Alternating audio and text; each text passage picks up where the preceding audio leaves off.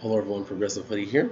In light of the coronavirus COVID-19 um, pandemic, there has been a lot of discussion in the country about overhauling the healthcare system. Obviously, it is dysfunctional, it is not working. We have thousands and thousands and thousands of uninsured Americans and many people who are insured but they're underinsured, so they might as well not be insured.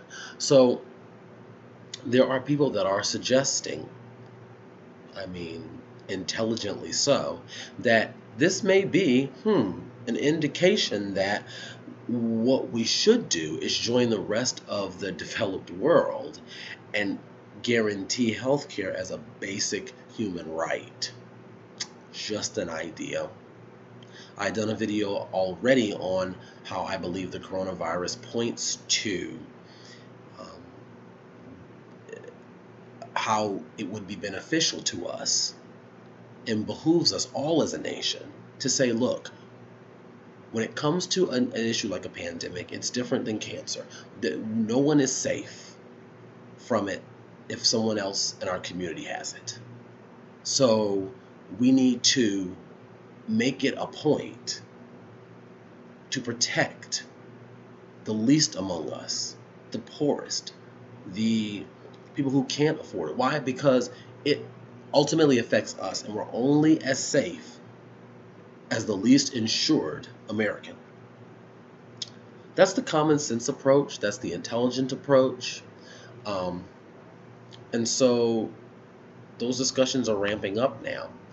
Now, here come the civility police. Here come the discussion police. Warning, warning, warning. You are politicizing the situation. Warning, warning. Now, as I've already told you all, and you will continue to hear this refrain on this channel, everything is political because politics affects every part of our life.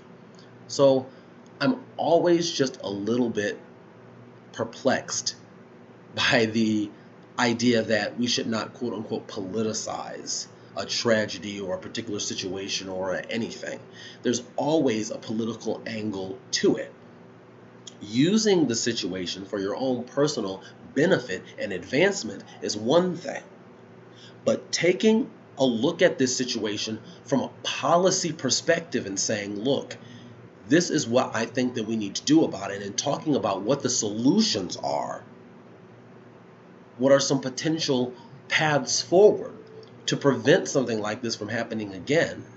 When people tell you not to discuss those things after a tragedy, then just stop talking to them, because there's no point in talking to stupid, because that's what you found. You found a stupid.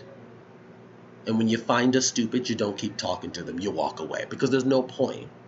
So, John Delaney has decided to post this oh so intelligent tweet. So let's get into this. He said, Medicare for all is not the right thing to be talking about right now. The right answer is not to turn our whole healthcare system on its head to address a pandemic. The right answer is universal testing for free treatments, vaccines ASAP for free, and money to states and hospitals.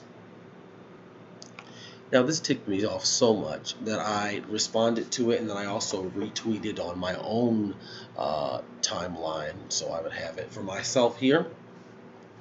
Retweeted his stupid post, and then, with my comment, which was as follows. Quite frankly, I'm sick of politicians telling us what we can talk about and when. We will talk about Medicare for all because it would be a preventative measure for a situation like this. Now, kindly stop telling us what to talk about. Just say that you're fine with folks dying and move along. And that's how I feel about the situation, ladies and gentlemen. At the end of the day, people like John Delaney are no different than the Republicans who, after we have a shooter go into an elementary school and gun down scores of our children, They come out there when we say, hey, this is ridiculous. We need to pass sensible gun legislation. We need to do something about the gun violence in this country. This is absolutely out of control. They point to us and say, how dare you politicize this situation? How dare you? The bodies aren't even cold yet. And you are trying to politically maneuver off this situation. And it's like, yeah, you're right. Yeah, you're right. I am trying to change things in this country politically off of this situation because things need to change. We're in a situation that is similar with this healthcare in this country. It is a nightmare. The bureaucracy, the red tape. I mean, that's what's so funny, right? People point to not wanting the government to do things, and they're always talking about the bureaucracy and the red tape. The health insurance companies, much, telling you they're not going to pay for this and not going to cover this, and then you got to fight the insurance company. Why are we doing this to ourselves? Why are we doing this to the American people? Because of profits, that's why. They're more concerned with the profits of the health insurance companies than anything else. And don't let them get you with regular people work for the health insurance companies too. Since when has anyone in our government ever cared about the regular people? This is about what's best for the American people as a whole, not a few people who happen to work for the health insurance industry. We have got to overhaul this system. Now, I wonder why on earth John Delaney specifically would be so opposed to a Medicare for all system that we can't even talk about it during what would probably be the most sensible time to talk about it during a pandemic where people are catching a highly contagious disease that's spreading and passing from person to person like wildfire in our country and others. But in our country, we live in a place where people do not have universal access to healthcare, and many people would not be able to afford the treatment for this disease.